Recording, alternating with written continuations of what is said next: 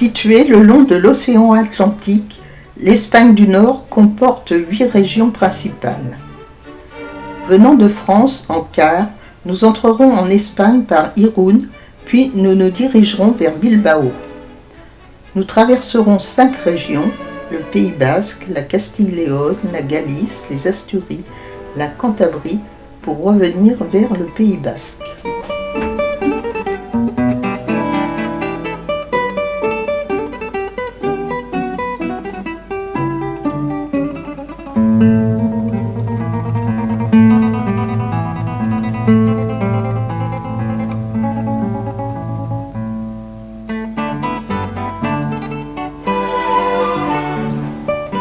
Bilbao, ville la plus importante de la communauté du Pays Basque, est un grand port et centre industriel situé sur la rivière Nervión.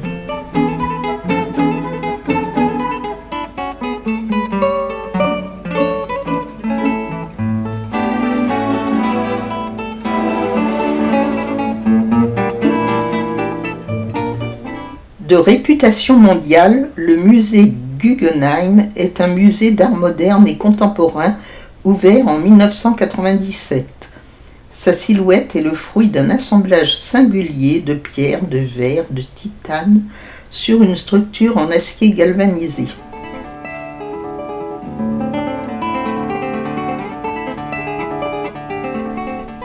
À l'intérieur, les expositions changent souvent. 4 à 6 expositions différentes par an et sont très éclectiques.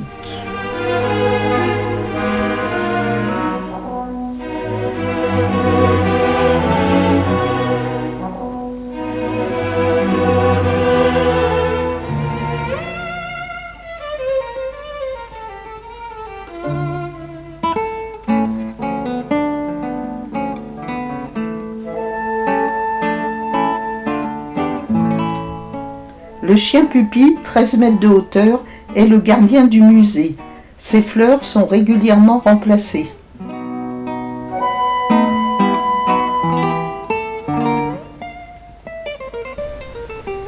Vitoria-Gasteiz est la capitale du Pays Basque espagnol. De la place de la Vierge Blanche, nous pouvons voir le monument commémorant la bataille de Vitoria en 1813.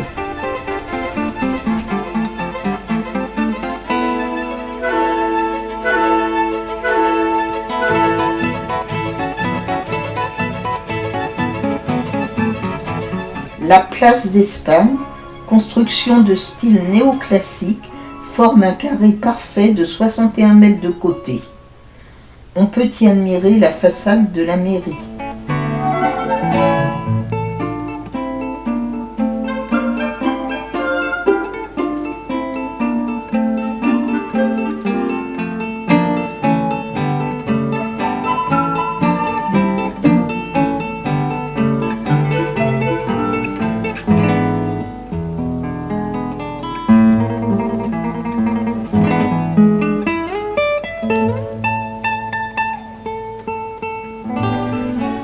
L'entrée de la cathédrale Santa Maria se fait par la crypte où l'on peut voir des fouilles archéologiques.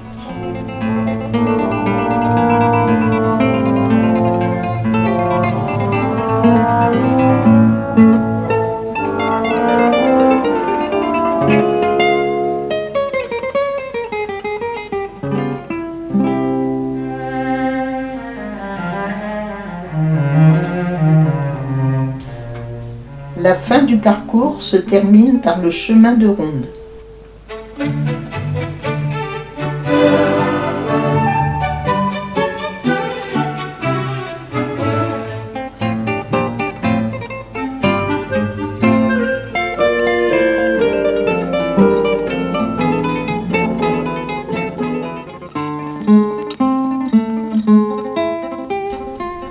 Burgos est une commune située dans la communauté autonome de Castille-Léon.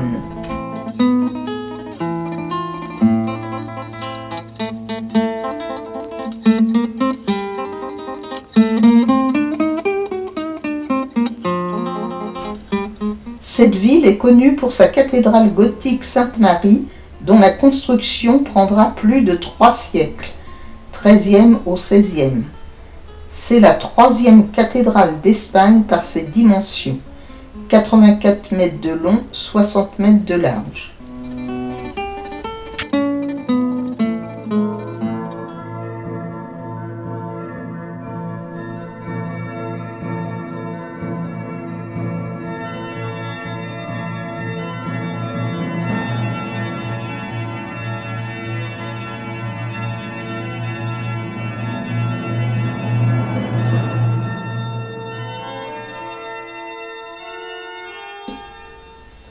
Dans le chœur, un imposant ensemble de 103 stalles en noyer, avec au centre un gisant de l'évêque fondateur Mauricio.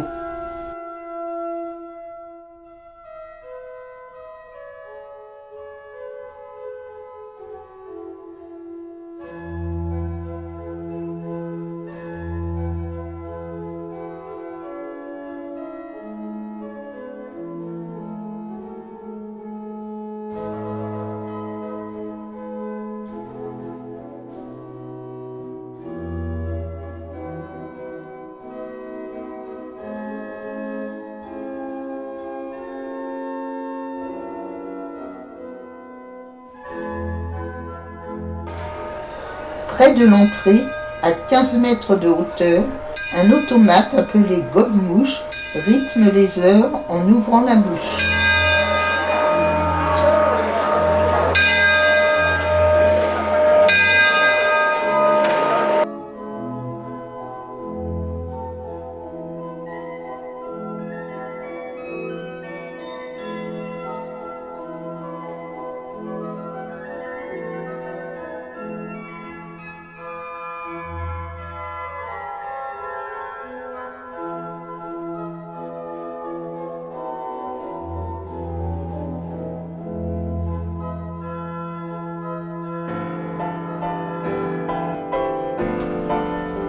L'hôtel de ville se trouve sur la place Mayor, entouré de façades colorées.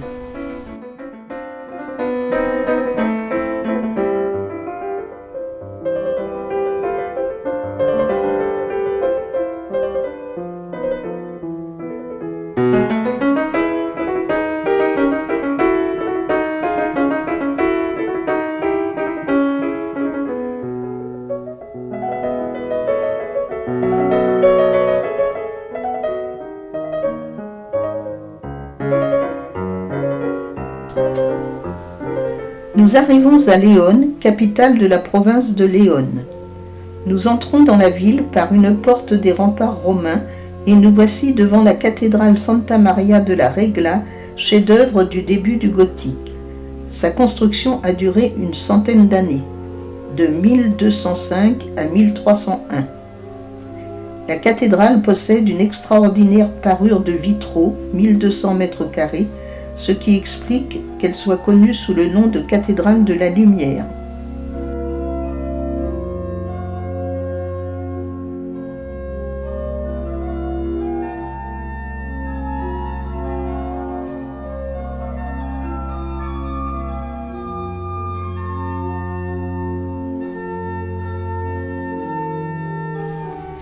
Un arc de triomphe donne accès au maître-autel. Des stalles imposantes et bien conservées sont les plus anciennes de toute l'Espagne.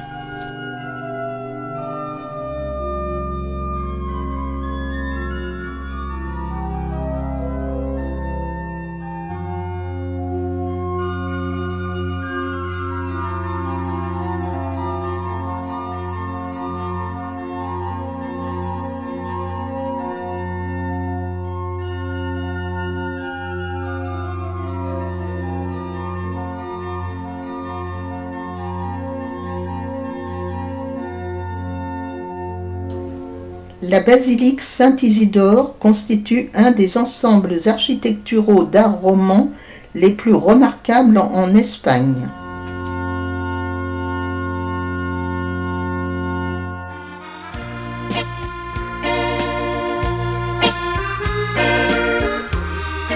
En arrivant sur la place Obispo Marcelo, nous découvrons la Casa Botín, très beau bâtiment conçu par l'architecte Antoni Gaudí, dont la statue se trouve juste en face.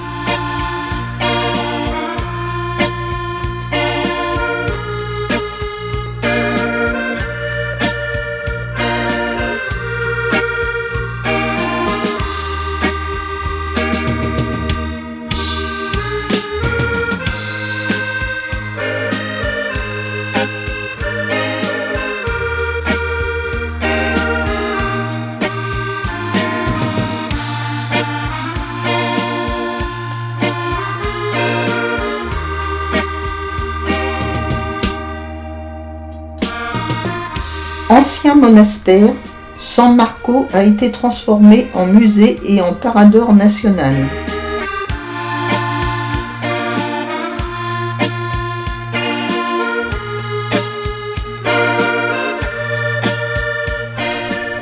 Il y a en France 4 itinéraires du chemin de Saint-Jacques-de-Compostelle qui se rejoignent à Puente de Reina dans la province d'Aragon.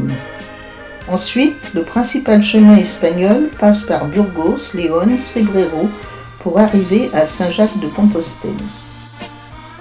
Cebrero, petit village pittoresque avec ses maisons aux toits de paille, est une halte très fréquentée par les pèlerins.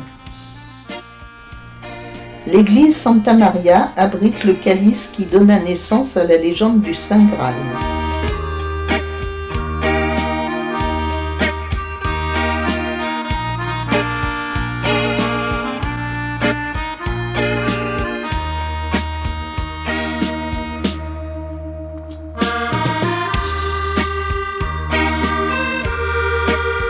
À la fin du déjeuner, nous avons pu déguster le gâteau emblématique de Saint-Jacques-de-Compostelle.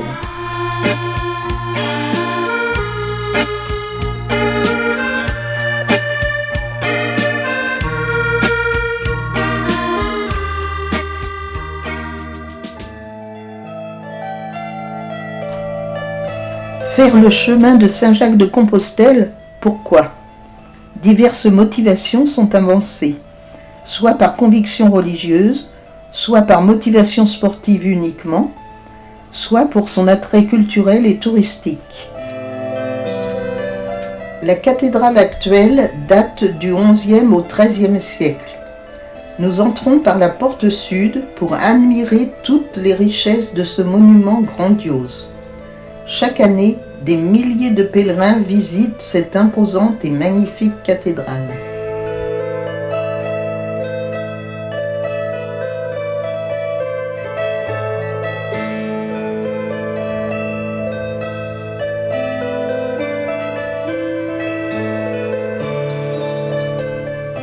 Dans le même quartier se trouve le monastère San Martino Pinario d'une superficie de 20 000 m². C'est aujourd'hui un musée où l'on peut découvrir l'intérieur de l'église du monastère richement décorée.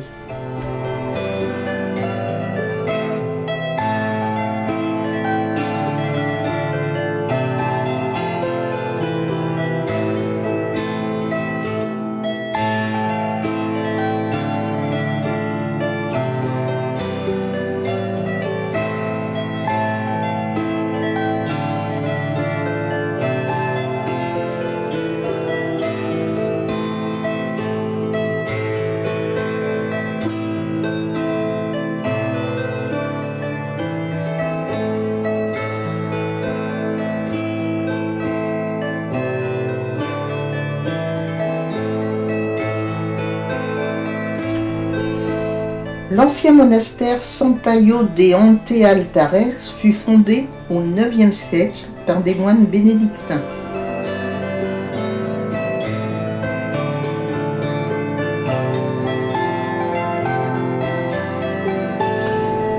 Sur la place Obradoiro, près de la cathédrale, se trouve le bâtiment des rois catholiques fondé en 1499 et ancien gîte des pèlerins. Aujourd'hui, il a été transformé en parador, l'un des plus prestigieux d'Espagne. Sur cette même place, le soir, sous les arcades du siège du gouvernement de la Galice, des groupes de musiciens interprètent des chants traditionnels.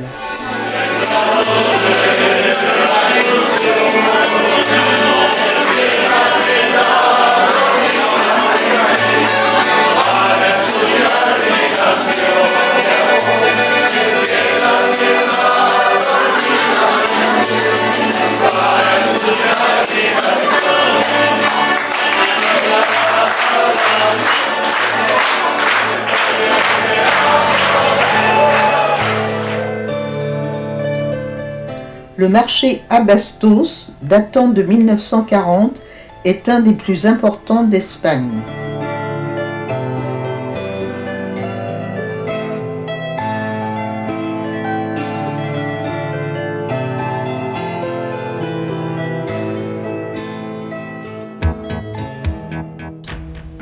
En route vers la côte du Ria-Bexá jusqu'au port de pêche et d'élevage de fruits de mer à Augrove.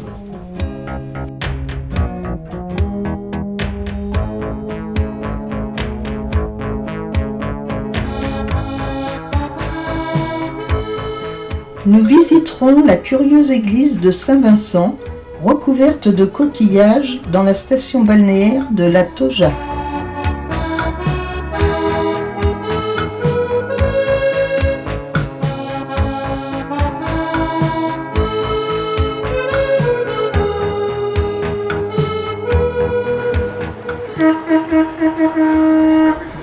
Du port de Augrove, promenade en bateau à la découverte des viviers typiques de moules, d'huîtres et de coquilles Saint-Jacques.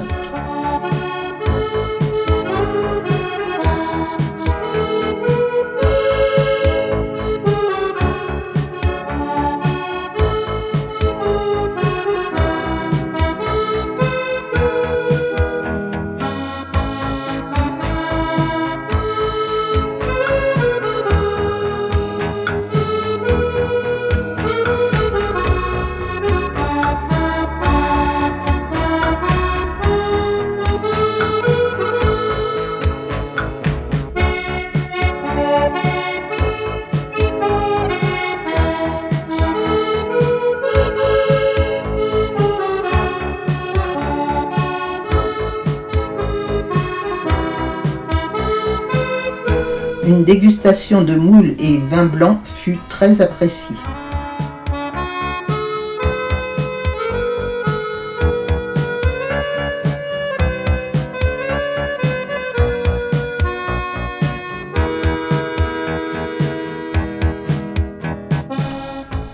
Maintenant, direction vers le Cap Finistère.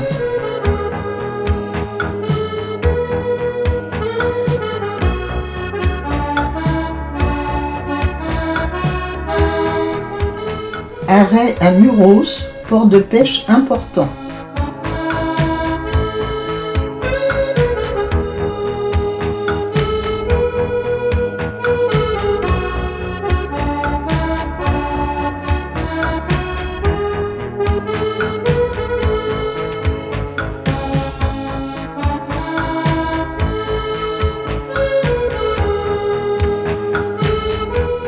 Carnota, village typique, surtout connu par son Oreo, un des plus grands d'Espagne, qui est un grenier galicien à usage agricole.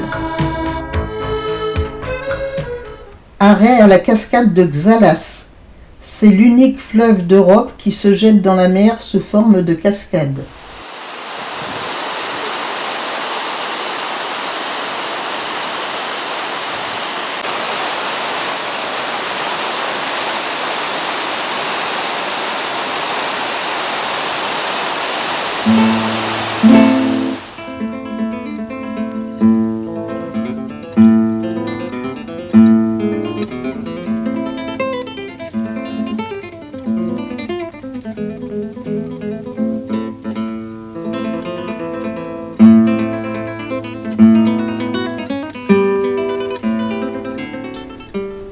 Le Cap Finistère est un promontoire de granit de 600 mètres de hauteur. C'est le point le plus occidental de l'Espagne continentale.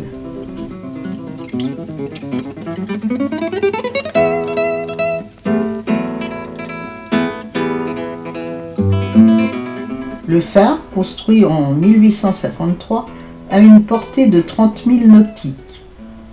Les conditions météorologiques étant souvent très mauvaises, une sirène a été mise en place pour avertir les marins du danger.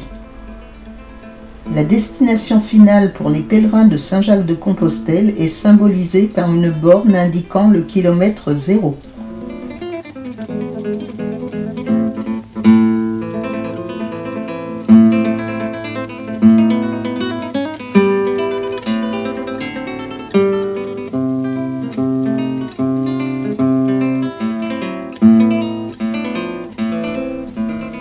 En arrivant à la Corogne, nous nous arrêtons à la tour d'Hercule, qui est le seul phare romain le plus ancien au monde encore en fonctionnement.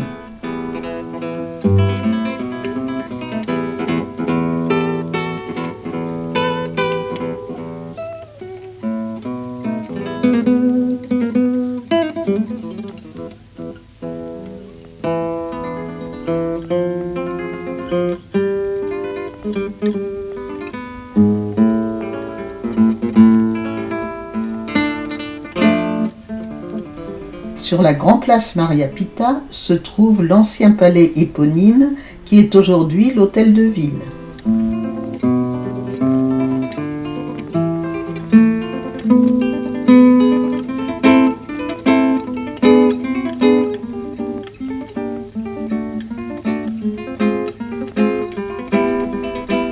La plage des cathédrales est caractérisée par la formation d'arches et de grottes seulement accessibles à pied à marée basse.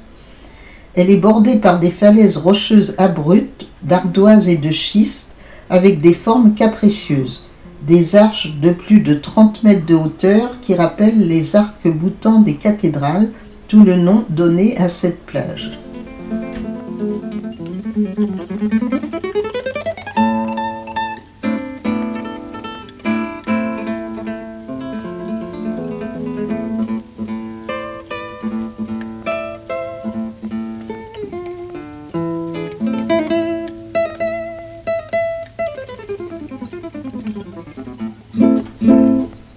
Oviedo, capitale de la province des Asturies, est connue pour sa vieille ville médiévale qui abrite la cathédrale San Salvador.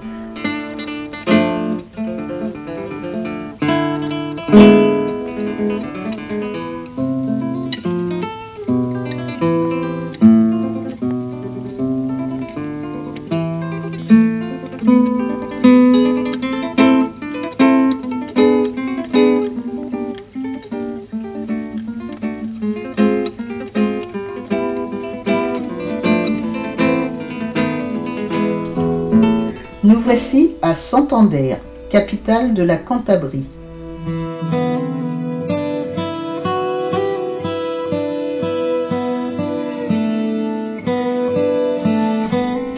Agréable promenade matinale le long de la mer, avec de beaux bâtiments d'un côté et de l'autre la magnifique plage del Sardinero.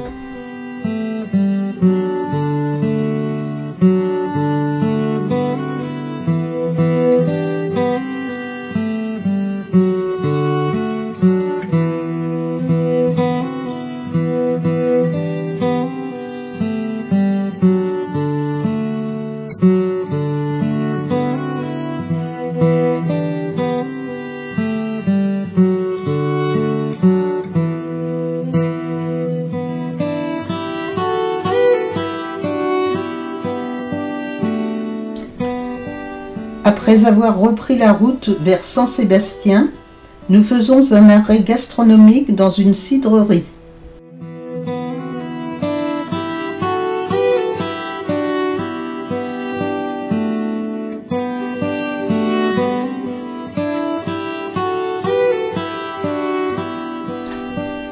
Promenade dans la ville de San Sébastien, qui est une station balnéaire du golfe de Gascogne.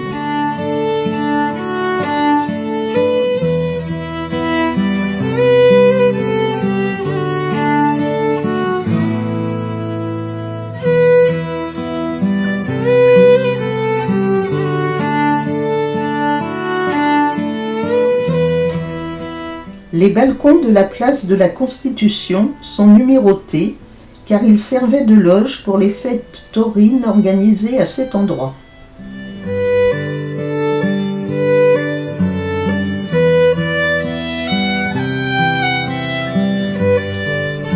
Le pont Mara Cristina sur la rivière d'Urumea possède des colonnes ornementales situées aux extrémités. Il fut inspiré par le pont Alexandre III de Paris.